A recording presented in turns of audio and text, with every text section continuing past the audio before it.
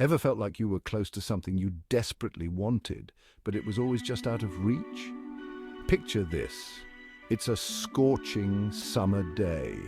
You're parched, absolutely gasping for a drink.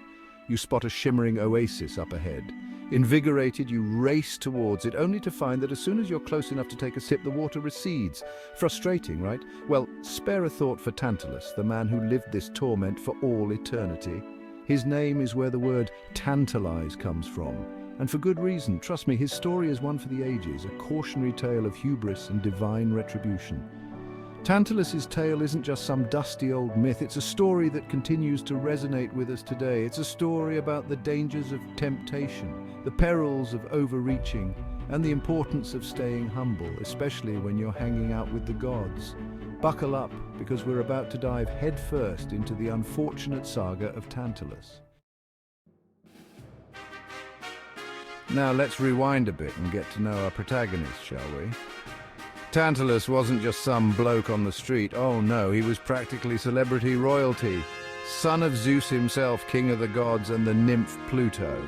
Talk about good genes. Tantalus had it all: wealth, power, and a direct line to the top brass of Mount Olympus. He was the envy of everyone, living the high life in his magnificent city of Cyprus. The gods considered him a friend, a confidant.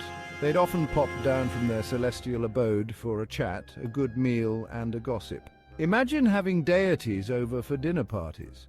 You could practically taste the ambrosia and nectar. But as with many who have it all, Tantalus got a little, how shall we say, big for his britches. He let his privileged position go to his head. He began to take the gods' friendship for granted. You see, familiarity breeds, well, if not quite contempt, then perhaps a certain casualness. One day, in a misguided attempt to test the gods' omniscience, or perhaps just to show off, Tantalus did the unthinkable. He invited the gods to a feast. A splendid affair, of course, but then, instead of serving up his finest ambrosia and nectar, he served them something far more sinister. He served them his own son, Pelops, chopped up in a stew.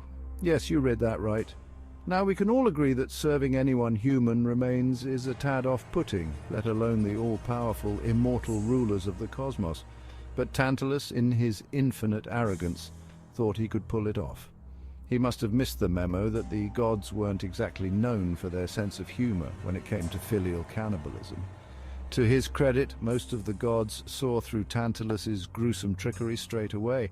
They were gods, after all. They weren't born yesterday. However, Demeter, poor dear, was a bit preoccupied with the whole Persephone being stuck in the underworld situation. Distracted and heartbroken, she didn't notice what she was eating. She took a bite of poor Pelops' shoulder before realizing the horrifying truth. Well, you can imagine the reaction. Let's just say it wasn't pretty. The gods were furious. Zeus in particular was not best pleased. "Tantalus!" he boomed, his voice shaking the heavens. "You have betrayed our trust, our friendship. For your unspeakable crime, you shall face a punishment as eternal as your hubris." And with that, Tantalus was cast down to Tartarus, the deepest, darkest pit of the underworld, reserved for the worst offenders. But the gods weren't done with him yet. Oh no, they had something far more creative in mind for Tantalus, a punishment that was not only agonizing, but also a constant, stinging reminder of his transgression. They devised a torment so exquisitely cruel, so perfectly matched to his crime, that it has become synonymous with unbearable, unquenchable desire. And so, the tale of Tantalus serves as a timeless reminder of the consequences of hubris and betrayal.